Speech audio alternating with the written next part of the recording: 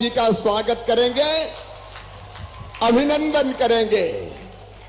प्रधानमंत्री अमेरिका में हैं, दुनिया में धूम मचा रहे हैं। कल योग की धूम पूरे संसार में थी। धरती पे योग, समुद्र में योग, आसमान में योग, संयुक्त राष्ट्र संघ में योग, बालाघाट में योग, मध्य प्रदेश में योग।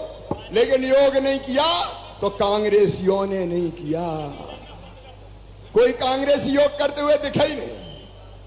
अब योग से क्या बुराई है कांग्रेस के मित्रों, मेरे बहनों और भाइयों। प्रधानमंत्री श्रीमान नरेंद्र मोदी जी के नेतृत्व में एक नए भारत का उदय हो रहा है। एक वैभवशाली भारत, एक गौरवशाली भारत, एक संपन्न भारत, एक समृद्ध भारत और एक शक्तिशाली भारत प्रधानमंत्री नरेंद्र मोदी जी के नेतृत्व में बन रहा है। जरा आप कल्पना करके देखो, जब कांग्रेस की सरकार होती थी तब अपने देश का कहीं मान और सम्मान था क्या? पिद्दी पिद्दी से देश हमें डराते थे, छोटे छोटे देश आंखें दिखाते थे। लेकिन जब से 2014 से प्रधानमंत्री बने श्रीमान नरेंद्र मोदी जी ने कह दिया, हम किसी को छेड़ेंगे नहीं, लेकिन किसी ने अगर हमें छेड़ा तो उसे हम छोड़ेंगे नहीं। एक अलग भारत का उदय हुआ है। और आपको पता है, पाकिस्तान की तो घिग्गी बंद गई, अब बोलना ही बंद कर दिया। हमारा पाकिस्तान का कोई मुकाबला ही नहीं है। लेकिन पहले चीन कितनी आंखें दिखाता था, लेकिन कहते हुए गर्व है, अगर मोदी जी के राज में चीन ने जुर्रत की आंख दिखाने की और उसके सैनिकों ने हमारी सीमाओं में प्रवेश किया तो चीन के सैनिकों की गर्दन तोड़ के भारत के सैनिकों ने वापस चीन में फेंक दिया। आपको याद है रूस और यूक्रेन का युद्ध, रूस और यूक्रेन में लड़ाई अभी भी जारी है। हमारे बच्चे फंस गए यूक्रेन में, बच्चों ने गुहार लगाई, हमें निकालो। भयानक युद्ध चल रहा था, बच्चे कैसे सुरक्षित निकले? केवल प्रधानमंत्री नरेंद्र मोदी जी ने एक फोन किया रूस के राष्ट्रपति को, दूसरा फोन किया यूक्रेन के राष्ट्रपति को और सीधे कह दिया कि हमारे बच्चे तिरंगा झंडा लेके निकलेंगे। जब भारत के बच्चे तिरंगा झंडा लेके निकले तो युद्ध बंद हो जाना चाहिए, हमारे बच्चे सुरक्षित वापस निकलना चाहिए। और सारी दुनिया ने देखा, तिरंगा झंडा लेके भारत माता की जय बोलते हुए जैसे ही हमारे बच्चे निकले, रूस ने भी युद्ध बंद कर दिया और यूक्रेन भी रुक गया और तिरंगा झंडा लहराते हुए भारत के बच्चे बाहर निकल के सुरक्षित आ गए। हमारे पीछे बांग्लादेश के भी निकल आए। ये आज का भारत है। केवल एक बात सोचो मेरे बहनों और भाइयों, एक बात, अगर प्रधानमंत्री नरेंद्र मोदी नहीं होते तो क्या कोविड का टीका बन पाता? मैं जनता से पूछ रहा हूं, बन पाता क्या? नहीं बन पाता। 20 साल तक नहीं बनता था। यह प्रधानमंत्री नरेंद्र मोदी, कोविड आया, टास्क फोर्स गठित हुई और 8 महीने के अंदर टीका बना के भारतीयों को भी लगा दिया और 100 दूसरे देशों में भी भेज दिया। अगर नरेंद्र मोदी ना होते तो कितने लोग सुरक्षित रहते? वैभवशाली और गौरवशाली भारत आज नरेंद्र मोदी जी के नेतृत्व में बन रहा है। लेकिन इसी से कांग्रेस और हमारे विरोधी जल रहे हैं। उनको चारों तरफ सपने में भी नरेंद्र मोदी जी दिखाई देते हैं। मोदी जी की आलोचना करना, मोदी जी को गाली देना, ये उन्होंने रोज का काम बना लिया है। और सब में होड़ लगी, इकट्ठे हो जाओ, मोदी जी के समर्थन की लहर चल रही है। मेरे बहनों और भाइयों, मोदी भारत के लिए भगवान का वरदान है। ईश्वर की कृपा से ऐसा नेतृत्व मिलता है। हम सब भारतीय जनता पार्टी के कार्यकर्ता के साथ साथ मध्य प्रदेश की जनता आज मोदी जी के साथ खड़ी है, भारतीय जनता पार्टी के साथ खड़ी है। और आज मैं आप सबसे अपील करता हूं एक बार फिर तालियां बजा के मोदी जी का स्वागत कीजिए, अभिनंदन कीजिए। और मध्य प्रदेश में मैं आपको पूछना चाहता हूं, बीडी शर्मा बता रहे थे, आज ईमानदारी से मुझे बताना, जब कांग्रेस की सरकार थी तो बताओ मध्य प्रदेश में सड़कें थी क्या? ऐसे नहीं, जोर से बोल के बताओ, सड़कें थी क्या? गड्ढों में सड़क की सड़क में गड्ढा की गड्ढम गड्ढा। गाड़ी अगर चलती थी तो गाड़ी खाए हिचकोले, हड्डा पसरा सारे डोले, याद आ गए शंकर भोले। यह हालत मध्य प्रदेश की हो गई थी। सड़कें नहीं, बिजली नहीं। अभी बीडी शर्मा कह रहे थे पीने का पानी घर घर नल से। अरे इनने तो सिंचाई का पानी भी नहीं दिया था। लेकिन आज भारतीय जनता पार्टी की सरकार है। मैं विस्तार में नहीं जाऊंगा, लेकिन चारों तरफ विकास के कामों की झड़ी लगी है। विकास का एक नया युग आया है, खेती में, सिंचाई में। अभी अभी मुझे भाऊ बता रहे थे, हमारे साथी बता रहे थे, रमेश जी बाकी लोग, कि साहब अब तो गर्मी वाली धान होती है, लेकिन गर्मी वाली धान समर्थन मूल्य पर खरीदी नहीं जाती। किसान भाइयों, अगले साल से गर्मी की धान भी हम खरीदेंगे, समर की धान भी हम खरीदेंगे। बताओ कांग्रेस कभी खरीद सकती है क्या? अरे जोर से बोलो यार, कांग्रेस कभी नहीं कर सकती। यह केवल बीजेपी की सरकार करेगी किसानों के कल्याण के काम। कांग्रेस के जमाने में 18% ब्याज पे कर्जा मिलता था, याद है कि भूल गए? अरे याद है कि भूल गए? और आओ 0%। और ये कमलनाथ दादा ने झूठ बोल बोल के कर्जा माफ, कर्जा माफ, कर्जा माफ। लोगों ने भरा नहीं तो डिफॉल्टर हो गए, ब्याज की गठरी सर पे चढ़ गई। तो हमने वचन दिया था जनता जनार्दन को कि कमलनाथ ने कर्जदार बनाया, जो ब्याज की गठरी आपके सर पर चढ़ी है, भारतीय जनता पार्टी की सरकार उस ब्याज को भर के किसानों को खाद और बीज की व्यवस्था सोसाइटियों से करवाएगी। प्रधानमंत्री नरेंद्र मोदी जी ने फैसला किया 6,000 रुपया हर किसान को एक साल में। मैं चौथी बार मुख्यमंत्री बना तो दिल ने कहा शिवराज, प्रधानमंत्री जी 6 दे रहे हैं, कम से कम 4 तू भी दे दे। तो हमने 6 में 4 जोड़ के देना शुरू कर दिया, 10,000।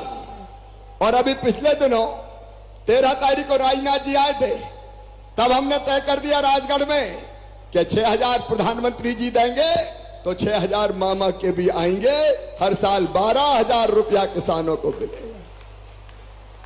अकेले किसानों के ही काम अगर मैं गिनाऊंगा तो घंटों हो जाएंगे। लेकिन हमारे हेलीकॉप्टर के पायलट भी चिंतित है। वो कह रहे मामा जल्दी आ गए, जल्दी नहीं आए तो जा नहीं पाओगे।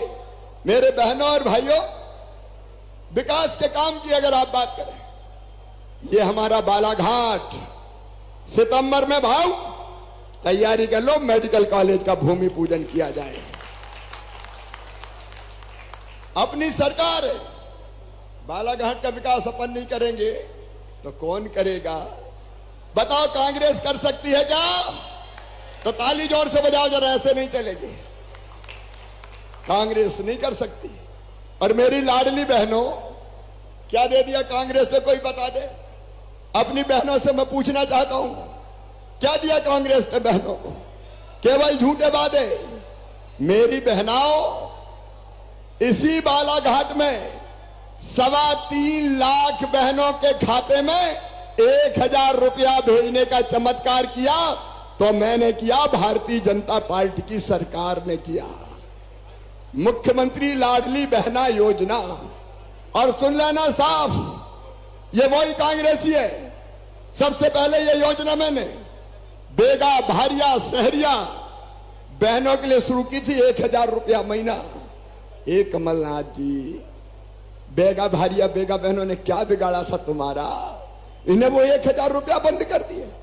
बेटी की हम शादी करते थे, बेटी की शादी इन्हें कहा 51,000 देंगे।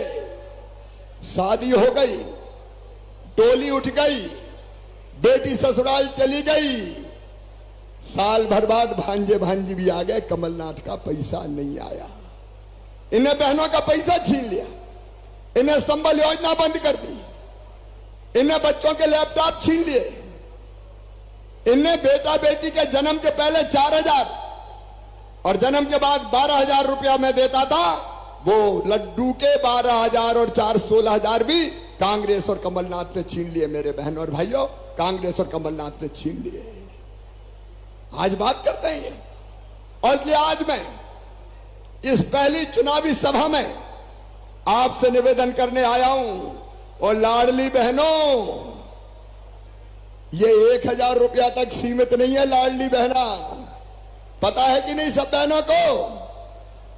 ये योजना जिनको पता है जरा हाथ उठाओ, बहनों से कह रहा हूं, ये 1,000 तक नहीं, 1,000 से बढ़ के धीरे धीरे होंगे 1,250, 1,250 से 1,500, 1,500 से 1,750, 1,750 से 2,000, फिर 2,250, फिर 2,500, फिर 2,2700, और फिर अरे जोर से बोलो, ये भारतीय जनता पार्टी है।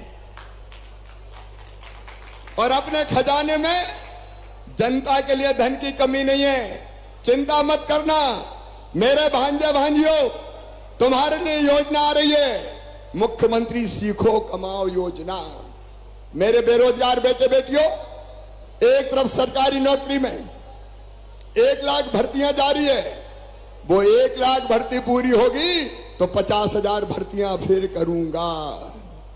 एक तरफ सरकारी नौकरियां, दूसरी तरफ निवेश से रोजगार, और तीसरी तरफ हमारे बच्चे काम सीखने जाएंगे तो काम सीखने के बदले में 8,000 रुपया महीना दिए जाएंगे।